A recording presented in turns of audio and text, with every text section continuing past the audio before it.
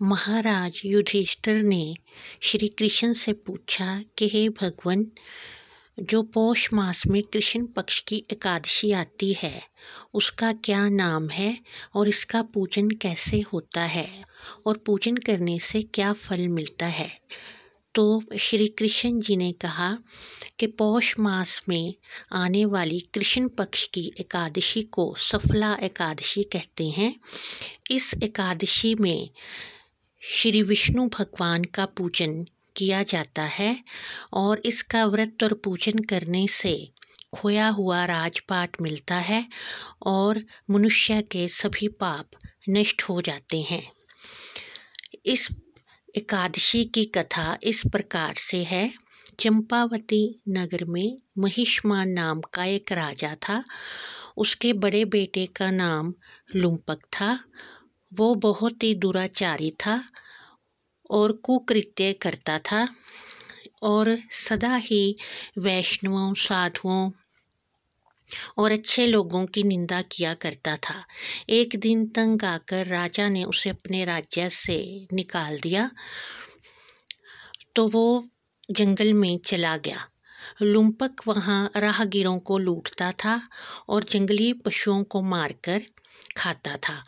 और उस जंगल में एक पीपल का वृक्ष था जो बहुत ही प्राचीन था। लोग उसे देवता मानकर पूजा करते थे। लुम्पक उसी के नीचे ही रहता था।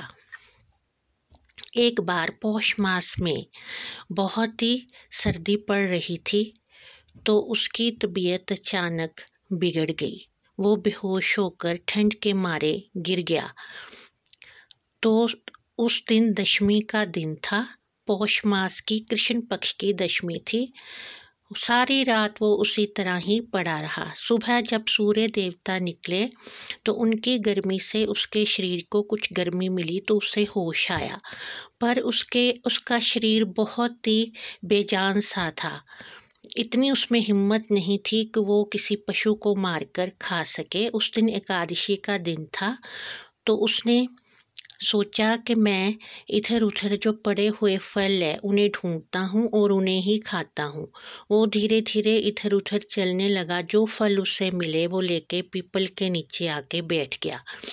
उस दिन अचानक ही उसकी बुद्धि में परिवर्तन हुआ। उसने फल हाथ में लिए पीपल के नीचे बैठ गया और भगवान विष्णु का स्मरण किया कि हे भगवान, ये फल मैं आपको अर्पण करता हूँ, पहले आप इन्हें भोग लगाइए।